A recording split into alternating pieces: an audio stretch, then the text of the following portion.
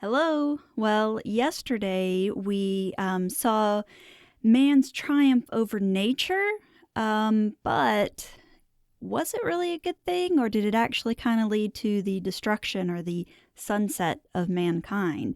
So today, let's continue on in chapter 7 and see what happens from here. Enjoy. The Time Machine, an Invention, written by H.G. Wells. Narrated by Aaron Robertson. Chapter 7. A Sudden Shock. As I stood there musing over this too perfect triumph of man, the full moon, yellow and gibbous, came up out of an overflow of silver light in the northeast. The bright little figures ceased to move about below. A noiseless owl flitted by, and I shivered with the chill of the night. I determined to descend and find where I could sleep. I looked for the building I knew. Then my eye traveled along to the figure of the white sphinx upon the pedestal of bronze, growing distinct as the light of the rising moon grew brighter. I could see the silver birch against it. There was the tangle of rhododendron bushes, black in the pale light, and there was the little lawn. I looked at the lawn again. A queer doubt chilled my complacency. "No," said I stoutly to myself. "That was not the lawn." But it was the lawn, for the white leprous face of the Sphinx was towards it. Can you imagine what I felt as this conviction came home to me? But you cannot. The time machine was gone. At once, like a lash across the face, came the possibility of losing my own age, of being left helpless in this strange new world. The bare thought of it was an actual physical sensation. I could feel it grip me at the throat and stop my breathing. In another moment, I was in a passion of fear and running with great leaping strides down the slope.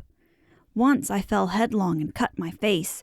I lost no time in staunching the blood, but jumped up and ran on, with a warm trickle down my cheek and chin. All the time I ran, I was saying to myself, "They've moved it a little, pushed it under the bushes out of the way." Nevertheless, I ran with all my might, all the time with the certainty that sometimes comes with excessive dread. I knew that such assurance was folly, knew instinctively that the machine was removed out of my reach. My breath came with pain. I suppose I covered the whole distance from the hill crest to the little lawn, 2 miles, perhaps, in 10 minutes. And I am not a young man. I cursed aloud as I ran at my confident folly in leaving the machine, wasting good breath thereby. I cried aloud, and no one answered. Not a creature seemed to be stirring in that moonlit world. When I reached the lawn, my worst fears were realized. Not a trace of the thing was to be seen. I felt faint and cold when I faced the empty space among the black tangle of bushes. I ran round it furiously, as if the thing might be hidden in a corner, and then stopped abruptly, with my hands clutching my hair. Above me towered the Sphinx, upon the bronze pedestal, white, shining, leprous, in the light of the rising moon. It seemed to smile in mockery of my dismay. I might have consoled myself by imagining the little people had put the mechanism in some shelter for me, had I not felt assured of their physical and intellectual inadequacy. That is what dismayed me, the sense of some hitherto unsuspected power, through whose intervention my invention had vanished. Yet for one thing I felt assured: unless some other age had produced its exact duplicate, the machine could not have moved in time. The attachment of the levers, I will show you the method later, prevented anyone from tampering with it in that way when they were removed. It had moved, and was hid only in space. But then, where could it be? I think I must have had a kind of frenzy. I remember running violently in and out among the moonlit bushes all round the Sphinx and startling some white animal that, in the dim light, I took for a small deer. I remember, too, late that night, beating the bushes with my clenched fist until my knuckles were gashed and bleeding from the broken twigs. Then, sobbing and raving in my anguish of mind, I went down to the great building of stone. The big hall was dark, silent, and deserted. I slipped on the uneven floor and fell over one of the malachite tables, almost breaking my shin. I lit a match and went on past the dusty curtains, of which I've told you. There I found a second great hall, covered with cushions, upon which perhaps a score or so of the little people were sleeping. I have no doubt they found my second appearance strange enough, coming suddenly out of the quiet darkness with inarticulate noises and the splutter and flare of a match, for they had forgotten about matches. "Where is my time machine?" I began, bawling like an angry child, laying hands upon them and shaking them up together. It must have been very queer to them. Some laughed, most of them looked sorely frightened. When I saw them standing round me, it came into my head that I was doing as foolish a thing as it was possible for me to do under the circumstances, in trying to revive the sensation of fear. For, reasoning with their daylight behavior, I thought that fear must be forgotten. Abruptly, I dashed down the match, and knocking one of the people over in my course, went blundering across the big dining hall again, out under the moonlight. I heard cries of terror and their little feet running and stumbling this way and that. I do not remember all I did as the moon crept up the sky. I suppose it was the unexpected nature of my loss that maddened me. I felt hopelessly cut off from my own kind, a strange animal in an unknown world. I must have raved to and fro, screaming and crying upon God and fate. I have a memory of horrible fatigue, as the long night of despair wore away, of looking in this impossible place and that, of groping among moonlit ruins and touching strange creatures in the black shadows. At last, of lying on the ground near the Sphinx and weeping with absolute wretchedness, even anger at the folly of leaving the machine having leaked away with my strength. I had nothing left but misery. Then I slept, and when I woke again, it was full day, and a couple of sparrows were hopping around me on the turf within reach of my arm. I sat up in the freshness of the morning, trying to remember how I had got there and why I had such a profound sense of desertion and despair. Then things came clear in my mind. With the plain, reasonable daylight, I could look my circumstances fairly in the face. I saw the wild folly of my frenzy overnight, and I could reason with myself. "Suppose the worst," I said. "Suppose the machine altogether lost, perhaps destroyed. It behooves me to be calm and patient, to learn the way of the people, to get a clear idea of the method of my loss, and the means of getting materials and tools, so that in the end, perhaps, I may make another. That would be my only hope, a poor hope, perhaps, but better than despair. And after all, it was a beautiful and curious world. But probably the machine had only been taken away. Still, I must be calm and patient, find its hiding place, and recover it by force or cunning." And with that, I scrambled to my feet and looked about me, wondering where I could bathe. I felt weary, stiff, and travel-soiled. The freshness of the morning made me desire an equal freshness. I had exhausted my emotion. Indeed, as I went about my business, I found myself wondering at my intense excitement overnight. I made a careful examination of the ground about the little lawn. I wasted some time in futile questionings, conveyed, as well as I was able, to such of the little people as came by. They all failed to understand my gestures. Some were simply stolid. Some thought it was a jest and laughed at me. I had the hardest task in the world to keep my hands off their pretty laughing faces. It was a foolish impulse, but the devil begotten of fear and blind anger was ill-curbed and still eager to take advantage of my perplexity.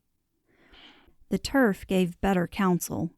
I found a groove ripped in it, about midway between the pedestal of the Sphinx and the marks of my feet where, on arrival, I had struggled with the overturned machine. There were other signs of removal about, with queer narrow footprints like those I could imagine made by a sloth. This directed my closer attention to the pedestal. It was, as I think I've said, of bronze. It was not a mere block, but highly decorated with deep framed panels on either side. I went and rapped at these. The pedestal was hollow. Examining the panels with care, I found them discontinuous with the frames. There were no handles or keyholes, but possibly the panels, if they were doors as I supposed, opened from within. One thing was clear enough to my mind. It took no very great mental effort to infer that my time machine was inside that pedestal. But how it got there was a different problem. I saw the heads of two orange-clad people coming through the bushes and under some blossom-covered apple trees towards me. I turned, smiling to them, and beckoned them to me. They came, and then, pointing to the bronze pedestal, I tried to intimate my wish to open it. But at my first gesture towards this, they behaved very oddly. I don't know how to convey their expression to you. Suppose you were to use a grossly improper gesture to a delicate-minded woman. It's how she would look. They went off as if they had received the last possible insult. I tried a sweet-looking little chap in white next, with exactly the same result. Somehow his manner made me feel ashamed of myself. But, as you know, I wanted the time machine, and I tried him once more. As he turned off, like the others, my temper got the better of me. In 3 strides I was after him, had him by the loose part of his robe round the neck, and began dragging him towards the Sphinx.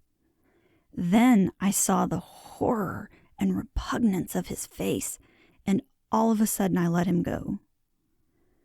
But I was not beaten yet. I banged with my fist at the bronze panels. I thought I heard something stir inside. To be explicit, I thought I heard a sound like a chuckle, but I must have been mistaken. Then I got a big pebble from the river and came and hammered till I had flattened a coil in the decorations, and the verdigris came off in powdery flakes. The delicate little people must have heard me hammering in gusty outbreaks a mile away on either hand, but nothing came of it. I saw a crowd of them upon the slopes, looking furtively at me. At last, hot and tired, I sat down to watch the place. But I was too restless to watch long. I am too occidental for a long vigil. I could work at a problem for years, but to wait inactive for 24 hours, that was another matter.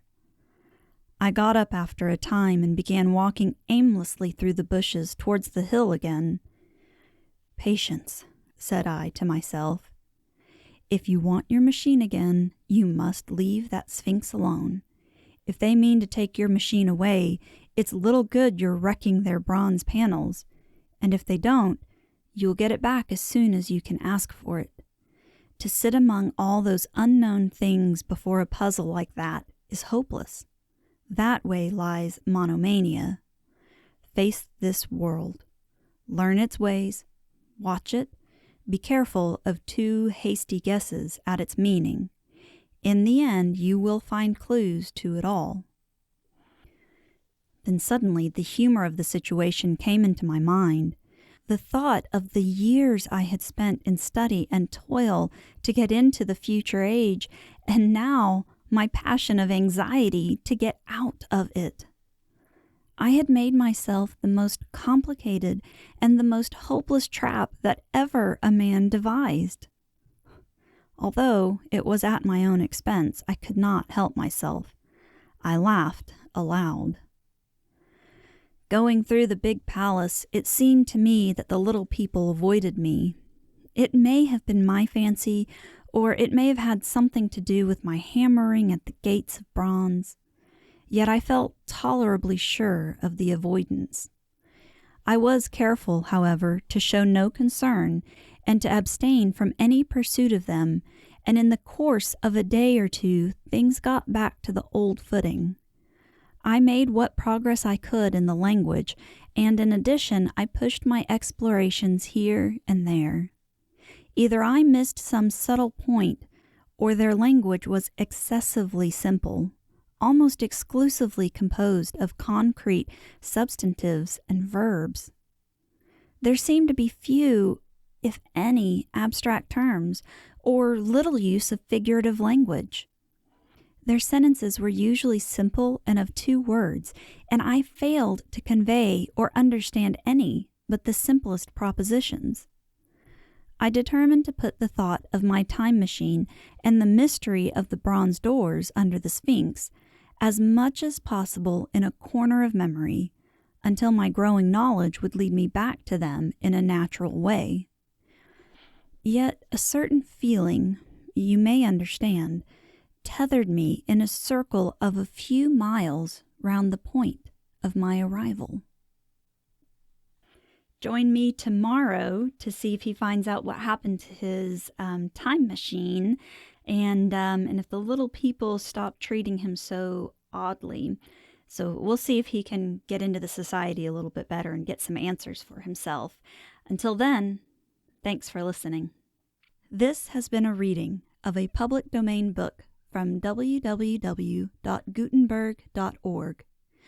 For more information about the narrator, visit www.erin-robertson.com or find her on Facebook at Narrated by Erin Robertson. Don't forget to hit the subscribe button.